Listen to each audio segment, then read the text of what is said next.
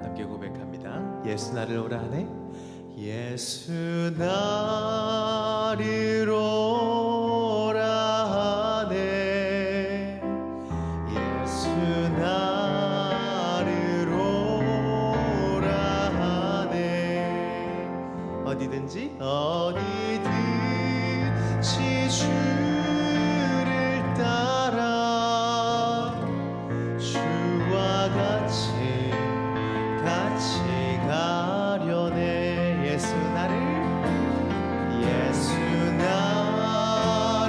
오라 하네. 예수 나를 오라 하네. 주님 어디든지 주를 따라 주와 같이 가려네. 주님의 인도하심, 주의 인도하심 따라 주의 인도하심 따라 어디든지 주를 따라 주님과 주와 같이 가려네. 우리 2절과 3절로요. 겟세마네 동산까지 우리 주님과 주와 같이 가려 하네. 이 땀 흘린 동산까지 주와 함께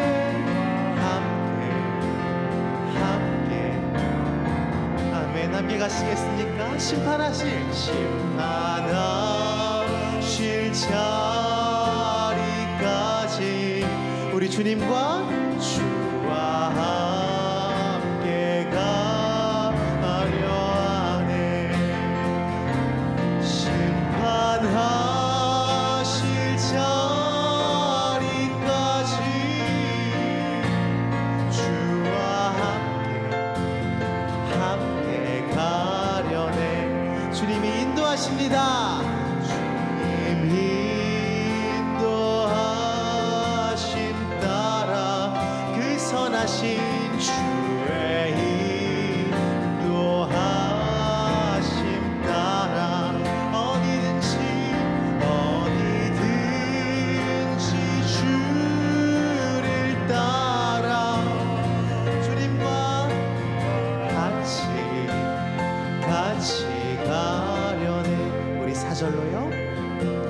주가 크신 은혜 내려 나를 항상 돌보시고 크신 영광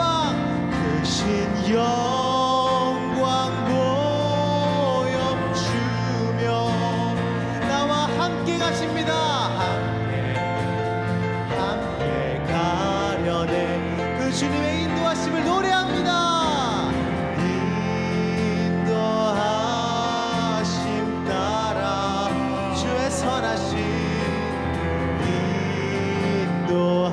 인도하심 따라 주님 우리가요 어디든지 주를 따라 주와 같이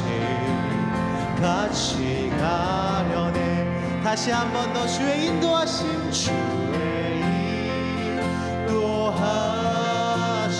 따라 우리 주님의 인도하심 아멘. 주님 어디든지 주를 따라 주와 같이 가려네.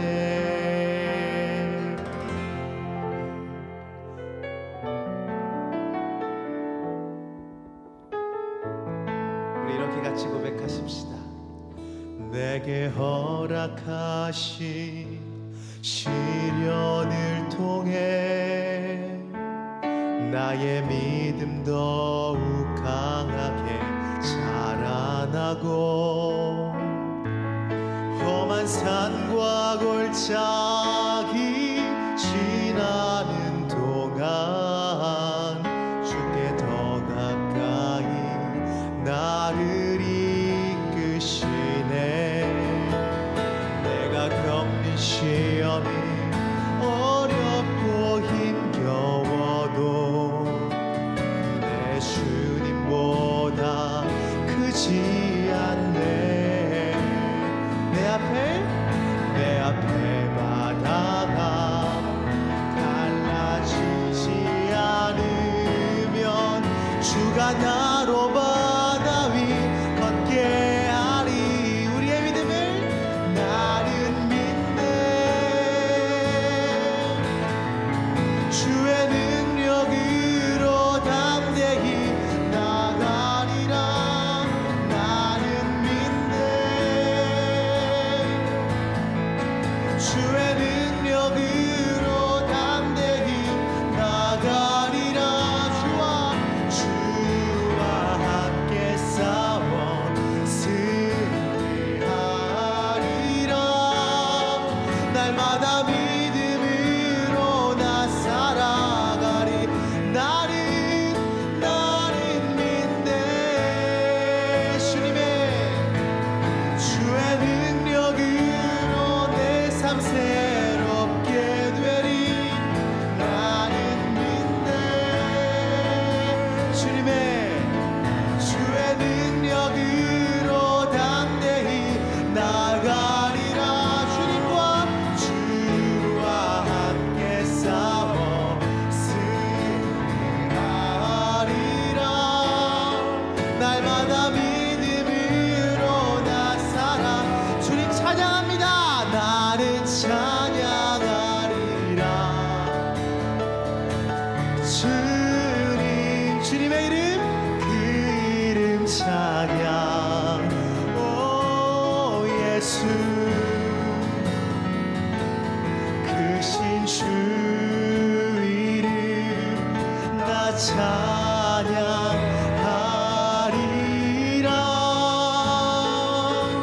오 찬양 찬양. 오 주님의 이름은 주님, 그 이름 찬양. 예수, 크신 주 이름 나 찬양하리라.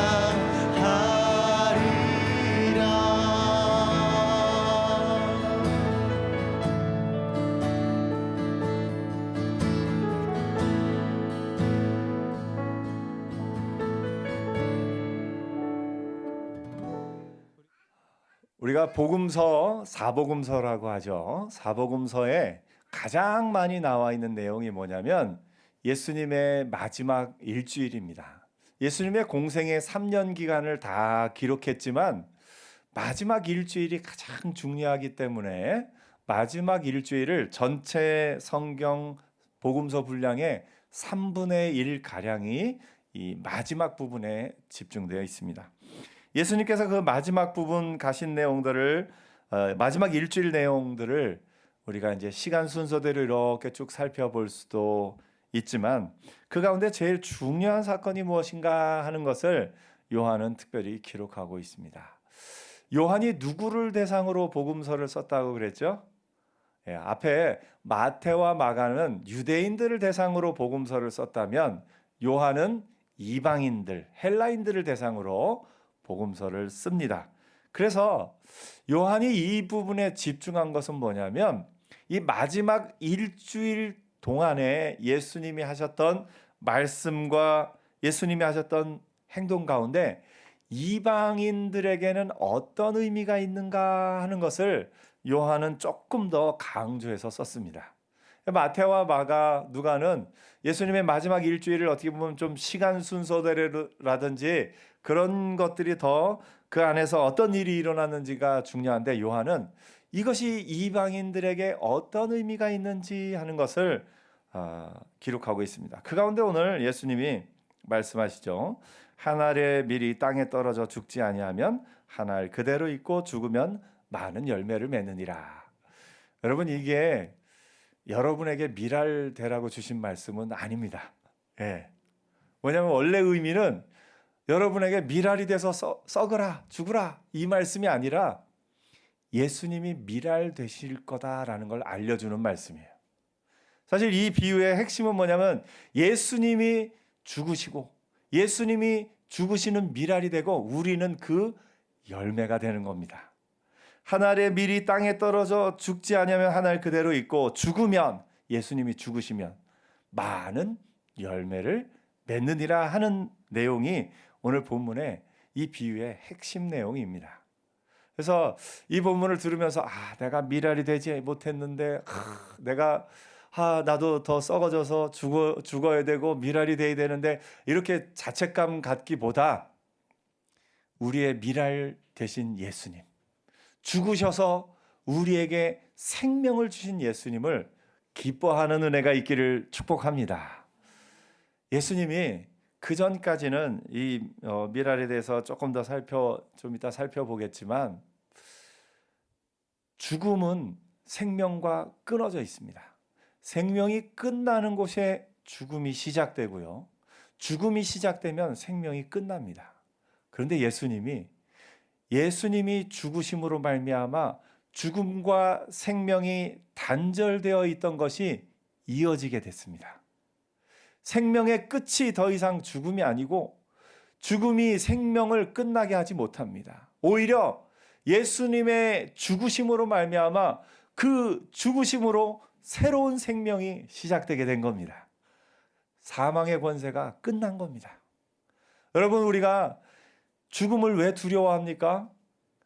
생명이 끝나기 때문에 죽음을 두려워합니다. 그런데 예수님으로 말미암아 죽음 이후에 새로운 생명이 시작되는 겁니다. 그러니까 우리가 죽음을 두려워할 일이 하나도 없습니다. 예수님이 친히 그것을 보여주셨고 예수님의 죽으심으로 말미암아 새로운 생명이 시작되었고 우리가 그 열매가 된 겁니다. 우리 기쁜 마음으로 옆에 계시죠. 예수님이 밀알로 죽으셨습니다. 아멘. 그로 말미암아 우리가 살게 되었다 하는 게 이 예수님의 말씀의 핵심입니다.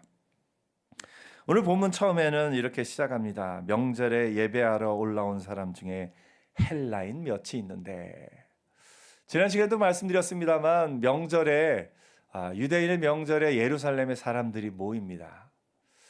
예수님 시대에 예루살렘 인구가 몇 명쯤 됐다고요? 예수님 시대에 약 20만 명에서 많게 잡아도 50만 명 정도 안쪽입니다. 그러니까 그렇게 2만에서 5만입니다. 제가 숫자를 잠깐 착각했네요. 2만에서 5만, 그렇게 큰 도시가 아니었습니다. 지금의 예루살렘 인구가 얼마냐 찾아봤더니 93만 명 정도 됩니다. 지금 예루살렘이 꽤 커졌어요. 커졌는데도, 그리고 아파트도 많이 생기고 그랬는데도 93만 명입니다. 예수님 시대에는 몇만 명이 되지 않습니다. 그런데 놀랍게 6월절에 예루살렘을 방문한 사람이 그 짧은 기간에 몇 명이라고 했습니까? 250만 명. 여러분 생각해 보십시오. 이제 대략 한 3, 4만 명 사는 그 도시에 한꺼번에 250만 명이 몰려든다 생각해 보십시오. 와, 아마 발 디딜 틈이 없을 겁니다. 그냥 내 뜻대로 움직이는 게 아니라 사람들이 이리로 쭉 가면 이리로 쭉 가고 그럴 수밖에 없는 그런 상황이 지금 예루살렘 상황입니다. 그 6월절에 누가 오죠? 유대인들이 옵니다. 그런데 오늘 본문에는 누구를 기록합니까? 올라온 사람 중에 헬라인 몇이 있는데 6월절에 헬라인들도 오나? 올까요? 예, 옵니다. 이방인들 중에도 경건하여 하나님을 알게 된 사람 중에 유대교로 완전히 개종한 사람도 있고, 이스라엘이 애굽에서 나올 때도 그랬어요. 이스라엘 백성 남자 장정만 60만 명이 넘고 그 주변의 아내와 자녀들과 그 다음에 뭐가 나오면 중다한 잡족이 함께했다 이렇게 기록을 해요. 그러니까 출애굽 때부터 이스라엘 백성만 온 것이 아니라 그 하나님을 함께 섬기는 백성은 이스라엘이 같이 데리고 나옵니다. 그리고 광야에서 살 때도 그렇고 이스라엘의 율법에도 이방인들은 이렇게 대해라, 이방인으로 유대교에 들어온 사람은 이렇게 대해라 하는 그런 계명들이 꼭 같이 있습니다. 오늘 이 6월절에도 헬라인들이 옵니다. 여러분이 잘 아는 성경 이야기 중에 에티오피아 내시가 올라온 얘기 알죠? 그 에티오피아는 피부가 검은 사람이죠. 그 검은 사람이 와서 예배하러 왔다가 말씀을 이제 깨닫지 못하는 걸 빌립이 가서 복음을 전한 내용도 뒤에 나옵니다. 또 여러분이 아는 사람 중에 백부장 고넬료 얘기 혹시 아세요? 예, 이방인으로서 유대인들을 위해서 회당도 지어주고 또 아주 좋은 일을 많이 한 이방인들도 있었다. 성경이 곳곳에 그런 얘기가 나옵니다. 근데 이 헬라인들이 예수님께 나왔다라는 게 어떤 의미가 있는지가 굉장히 중요하기 때문에 이 요한이 이걸 기록합니다. 그 헬라인들이 누구에게 가냐면 예수님의 제자 12명인데 12명 중에 헬라말을 하는 사람이 있었을까요? 있었습니다. 그 사람이 누구냐면 빌립과 안드레입니다. 빌립과 안드레 이름부터가 유대식 이름이 아니라 헬라식 이름이에요. 빌립과 안드레. 더구나 요한이 뭐라고 기록하냐면 갈릴리 벳세다 사람 빌립이다 이렇게 얘기합니다. 성경 좀 복잡한 얘기는 많지만 벳세다 하면 혹시 뭐 기억나나요? 어릴 때 이제 어린아이들 가르칠 때 그런 노래 하는데 벳세다 광야에서 5천 명이 먹었네 이런 노래 있어요. 예, 예수님이 5천 명을 먹이신 사건이 이 벳세다에서 일어납니다. 이 벳세다는 어디냐면 바로 거라사 지방에 가까워요. 거라사 지방은 또 뭐가 기억나나요? 예수님이 그 무덤 사이에 귀신 들려 있던 한 사람을 고치시니까 그 사람에게 있던 귀신이 나와서 돼지떼에게 들어가서 돼지떼가 이렇게 몰살당하는 얘기가 나옵니다. 근데 그 돼지떼 하면 여러분 이스라엘 땅에 돼지를 키울까요? 안 키워요. 이스라엘 사람들은 돼지고기 안 먹습니다. 지금도 이스라엘 사람들을 위해서 특별히 만드는 그런 어떤 거를 다 코셔 음식이라고 하죠. 그런 음식의 제일 핵심이 뭐냐면 돼지고기에 해당되는 그 어떤 것도 안 들어가게 하는 게 핵심이에요. 그러니까 돼지고기 안 키워요. 그러면 돼지를 키운다는 얘기는 뭡니까? 여기가 이방인 지역이다. 거라사 지역. 이방인 지역이다 하는 걸 알 수가 있고요. 그 거라사에 가까운 지역이 이 벳세다입니다. 그러니까 벳세다 사는 빌립은 아무래도 그 헬라인들과 교류가 있다 보니까 헬라 말을 할 수 있을까요? 없을까요? 할 수 있었겠죠. 그러니까 일부러 여기 갈릴리 벳세다 사람 빌립에게 가서 이야기한다 합니다. 선생이여 우리가 예수를 배우고자 하나이다. 그랬더니 빌립이 또 같은 언어를 하는 안드레에게 가서 말하고 안드레와 빌립이 예수께 가서 여쭈었다라고 성경이 기록합니다. 이 사건이 왜 중요한가 하니까 그 예수님의 응답에서 그 사건의 중요함이 나옵니다. 예수께서 대답하여 이르시되 인자가 영광을 얻을 때가 왔도다. 이 얘기 무슨 얘기냐면 예수님이 드디어 때가 되었다.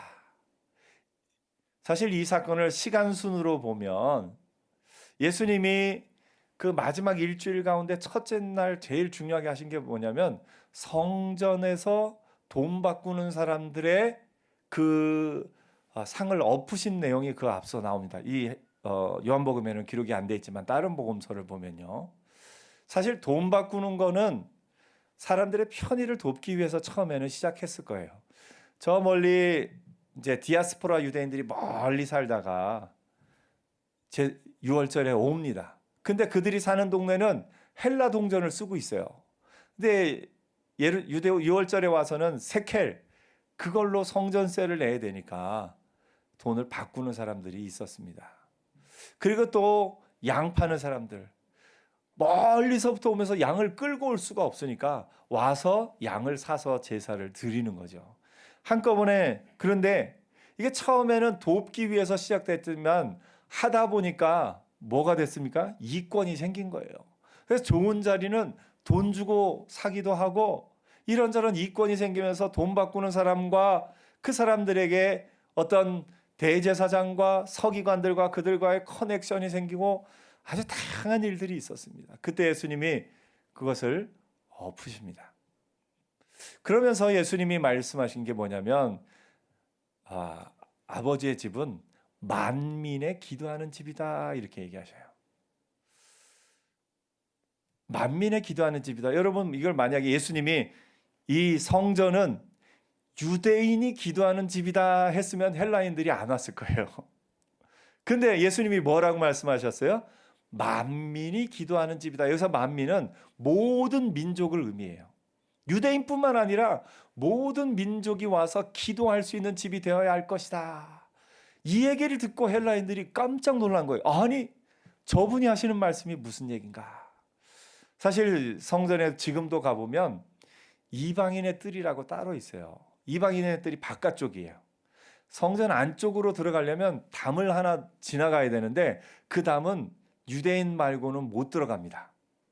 그래서 이방인들은 이 안으로 못 들어가고 이 안쪽에는 유대인들만 들어갈 수 있는 성소와 지성소가 있는 거예요. 그래서 이방인들은 예배하러 저 멀리서 그 에티오피아 내시도 에티오피아에서부터 며칠 걸려서 아마 그때는 한 달도 걸렸을 거예요. 와서 예배드리러 왔는데 이방인의 뜰 안쪽으로는 못 들어가는 거예요. 여러분이 만약에 어느 중요한 어느 곳에 갔어요. 근데 바깥에서 못 들어가게 하네요. 딴 사람들은 다 들어가는데 여러분만 못 들어가게 해요. 그러면 여러분 기분이 어떻겠습니까? 아니 왜 못 들어가게 하지? 저 안에 뭐가 있을까? 아마 궁금할 겁니다. 그렇기 때문에 이방인들은 성전에 올 때마다 거부감을 느끼고 소외감을 느끼고 좌절감을 느꼈을 겁니다. 그런데 그 헬라인들이 예수님의 말씀을 들으니 만민의 기도하는 집이다. 만민의 기도하는 집이다. 그 얘기를 들으니까 깜짝 놀란 겁니다. 아, 이게 무슨 말인가 하고 예수님에게 찾아온 겁니다. 예수님은 그들이 찾아와서 뭘 물었는지 뭘 답했는지 요한은 그걸 기록하기보다는 그 사건에 대한 예수님의 말씀을 이야기합니다. 인자가 영광을 얻을 때가 왔도다. 인자가 영광을 얻을 때가 왔도다. 이 말만 들으면 제자들은 또 착각할 수 있어요. 야, 이제 드디어 예수님이 왕이 되시는구나. 이제 드디어 예수님이 높은 자리에 오르시고 우리도 그 밑에서 한 자리 차지하겠구나. 제자들은 그렇게 생각할 겁니다. 그런데 예수님이 그 제자들의 그 오해를 아셨는지 인자가 영광을 얻을 때가 왔도다 하면서 바로 이야기하신 게 뭐냐면 내가 진실로 진실로 너희에게 이르노니 한 알의 밀이 땅에 떨어져 죽지 아니하면 한 알 그대로 있고 죽으면 많은 열매를 맺느니라. 이 말씀을 하셔요. 이 말씀을 하시면서 이제는 내가 죽을 것이다 라는 걸 알려주시는 겁니다. 그 뒤에 이제 예수님이 하나님 앞에 마음이 괴롭다는 얘기도 하고 그러나 내가 이를 위하여 이때 왔나이다 이야기도 하고 그 뒤에 나온 내용은 이 내용을 더 넓게 알려주는 겁니다. 예수님은 이 땅에 죽기 위해 오셨습니다. 하나님이신 예수님이 왜 죽어야 되죠? 하나님이신 예수님이 왜 죽어야 되는지에 대해서 알려면 우리 이미 알고 있지만 한 번 더 이야기를 하면 우리가 모두 죄인이기 때문에 그렇습니다. 죄인인 우리를 살리기 위해서는 하나님이신 예수님이 죽으셔야 됐어요. 죄인인 우리가 죄인인 걸 아는 것이 복음의 시작입니다.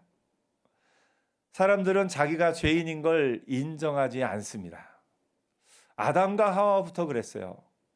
아담과 하와가 선악과를 먹기 전에 그들의 마음에 기준이 선과 악의 기준이 누구에게 있었다고요? 선악과를 먹기 전에는 하나님이 기준이었어요. 그래서 하나님 보시기에 좋았더라. 창세기 1장에 하나님 보시기에 좋으면 아담과 하와도 좋았어요. 근데 아담과 하와가 선악과를 먹고 나서 제일 큰 일어난 변화는 보니까 내가 보니까입니다. 그전에는 선과 악의 기준이 하나님에게 있었는데 내가 보니까 벌거벗었으나 부끄러워하지 않던 아담과 하와가 선악과를 먹고 나서 내가 보니까 부끄러워서 옷을 입습니다. 하나님 곁에 함께 거닐던 아담과 하와가 내가 보니까 부끄러워서 옷을 입고 하나님 곁을 피해서 숨고, 그 아들 가인이, 아벨이 하나님 앞에 제사를 드렸을 때 만약에 하나님 기준으로 봤으면 하나님이 받으시는 제사가 있고 안 받으시는 제사가 있네 하고서 이렇게 생각을 해서 하나님 기준으로 생각을 하는 게 정상이었을 텐데, 내가 보니까 저 아벨 때문에 그런 것 같아. 그래서 가인이 아벨을 죽입니다. 그 뒤로 사람의 가장 밑바닥에는 뭐냐면 하나님 기준이 아니라 내 기준이 들어가 있는 거예요. 내가 보니까. 여러분, 누군가가 미워지면 뭐 때문에 미워진다고요? 그 사람이 정말 잘못을 해서 미워집니까? 내 마음에 안 들어서 미워집니까? 내 마음에 안 들어서. 내 기준이에요. 그 내 기준으로 살던 사람들은 내 기준 속에서 살다가 마지막 순간에 죽음 이후에 하나님 기준을 맞닥뜨리게 됩니다. 내 기준으로만 살 때는 꽤 괜찮게 사는 것 같았는데 하나님 기준 앞에 맞닥뜨리니 죄의 삭은 사망이요. 그 죽음 이후에, 심판 이후에 그 죄로 말미암아 지옥에 갈 수밖에 없는 것이 사람의 본질인 것을 성경이 말해주고 있습니다. 믿음은 뭐냐면 내 기준을 버리고 하나님 기준을 취하는 게 믿음입니다. 오늘 예수님이 죽으셔야만 했던 그것이 왜 그러냐면 이 사람들이 하나님 기준에 도달할 수가 없어요. 하나님 기준에 도달할 수가 없기 때문에 다 죽을 수밖에 없고 다 지옥에 갈 수밖에 없는 그런 사람들입니다. 그런데 그 하나님이 하나님 기준을 바꾸기로 작정하셨어요. 사람을 구원하기 위해서 하나님 기준을 예수님으로 기준 삼기를 원하셨습니다. 그래서 예수님이 이 땅에 오셔서 죽으신 겁니다. 예수님이 죽으시려면 예수님이 사람이 되셔야 했어요. 예수님은 하나님이면서 동시에 사람이 되셨습니다. 50% 하나님, 50% 예수님 이렇게 합한 것이 아니라요, 100% 하나님이시면서 100% 인간이 되셨어요. 예수님이 인간 되신 이유가 뭐라고요? 예수님이 인간 되신 건 죽기 위해서입니다. 왜냐하면 하나님은 죽으실 수가 없어요. 하나님은 죽으실 수가 없기 때문에 죽기 위해 인간의 모습으로 오신 거예요. 그런데 인간의 모습으로만 왔으면 죽으셔도 아무 의미가 없습니다. 왜냐하면 모든 인간은 죄악 가운데 출생하였고 죄악 가운데 있기 때문에 그렇습니다. 그렇기 때문에 예수님은 인간의 모습으로 오셨지만 하나님이셔요. 죄가 없는 하나님이셔요. 그래서 예수님이 죄가 없는 하나님이시면서 동시에 죽을 수밖에 없는 인간의 모습으로 이 땅에 오셔서 우리의 모든 죄를 대신해서 십자가에 달려 죽으신 겁니다. 예수님이 그 십자가에 달려 죽으신 것을 예수님 이렇게 얘기하시는 겁니다. 한 알의 밀이 땅에 떨어져 죽지 아니하면 한 알 그대로 있고 죽으면 많은 열매를 맺느니라. 예수님이 밀알이 되셨습니다. 예수님이 죽으셨습니다. 예수님이 죽으심으로 말미암아 이방인들이 그 이방인의 뜰에서만 머무는 것이 아니라 성소 안으로, 지성소 앞으로, 하나님 앞으로 나아갈 길이 열린 겁니다. 여러분, 사실 우리는 이방인입니다. 사실 우리는 이방인이었습니다. 우리는 이방인이었는데 우리가 하나님 앞에 나아갈 길이 없었는데 예수님이 죽으심으로 말미암아 우리가 하나님 앞에 나아갈 길이 열리게 된 겁니다. 그러므로 예수님이 한 알의 밀알이 되셨다는 것이 얼마나 큰 기쁨의 소식인지 모릅니다. 예수님의 죽으심으로 우리가 살게 되었습니다. 그러므로 예수님의 죽으심으로 말미암아 살게 된 우리가 어떻게 살아가야 하느냐? 우리는 옛사람을 벗어버리고 새 사람을 입은 자로 살아가는 겁니다. 예수님의 죽으심으로 말미암아 새 생명을 입은 우리가 이제는 그 새 생명을 입고 살아가는 겁니다. 그런즉 그리스도 예수 안에선 모든 사람이 새 사람이 되었습니다. 여러분 새 사람이 되었습니까? 새 사람이 되었습니까? 아멘. 예수 안에서 우리는 새 사람이 되었습니다. 새 사람이 된 것을 실감나게 느끼기 위해서 옆에 한번 인사하시죠. 예, 처음 뵙겠습니다. 여러분 우리가 사람을 볼 때요, 그 사람의 과거를 알고 그 사람의 모든 어떤 과거를 알기 때문에 저 사람은 이런 사람, 우리가 그렇게 생각을 합니다. 그러나 예수 안에 있으면요, 새 사람이에요. 내가 알던 그 사람이 아니라 예수 안에서의 새 사람으로 서로를 보아주는 은혜도 있기를 축복합니다. 아침에 일어나서 거울을 보면서 나는 예수 안에서 새 사람이다 하고 하루를 새 사람으로 사는 은혜 있기를 축복합니다. 내가 과거의 나로 산다면 나는 소망이 없어요. 그러나 예수 안에서 새 사람으로 살기 때문에 우리에게 새 소망이 있는 겁니다. 하늘에 죽은 미랄이 되신 예수님으로 말미암아 우리가 그 열매로 새 사람으로 살아갈 길이 열린 겁니다. 오늘 여러분 이번 한 주간 살 동안에 미랄이 되신 예수님을 묵상했으면 좋겠어요. 예수님이 미랄이 되시지 않았으면 우리는 새 생명을 얻을 수가 없습니다. 예수님이 미랄 되시지 않았으면 우리는 생명이 끝나고 죽음이 오면 죽음 앞에서 생명이 끝날 수밖에 없습니다. 그런데 예수님이 미랄이 되어 죽으심으로 말미암아 더 이상 사망의 권세가 우리를 붙잡지 못하고 죽음이 끝이 아니라 죽음은 우리에게 새로운 시작이 되었습니다. 우리에게는 영원한 생명이 있고 영원한 천국이 있습니다. 그 영원한 천국이 있는 우리가 이 땅에서 지금 그 영원한 천국을 당겨서 사는 은혜 있기를 축복합니다. 죽음은 끝이 아니기 때문에, 이어져 있기 때문에 사실은 무릇 살아서 나를 믿는 자는 영원히 죽지 아니하리라 하신 예수님의 말씀은 우리의 지금 살아있는 생명이 영원과 단절되지 않고 이어져 있음을 알려주시는 겁니다. 그래서 오늘 여러분 우리가 이번 한 주간 살 동안에도 영원한 천국을 살아갈 우리가 이 땅에서 천국을 누리며 사는 은혜 있기를 축복합니다. 새 사람으로 사는 한 주간 되기를 축복합니다. 예수님의 미랄 되신 예수님으로 말미암아 그 미랄의 열매된 우리가 그 열매로서 새 사람으로서 힘있게 능력 있게 사는 복된 한 주간이 되기를 축복합니다. 기도하겠습니다.